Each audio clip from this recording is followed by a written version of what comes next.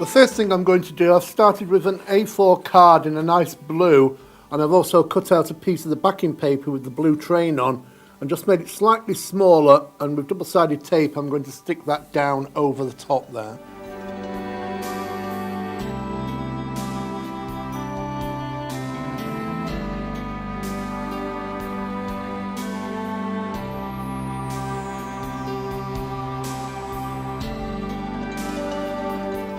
And inside of the card I've printed out one of the inserts, but A4 vertical like that, portrait. So I've got the nice oval shape there, and I've got the design running down that way like that.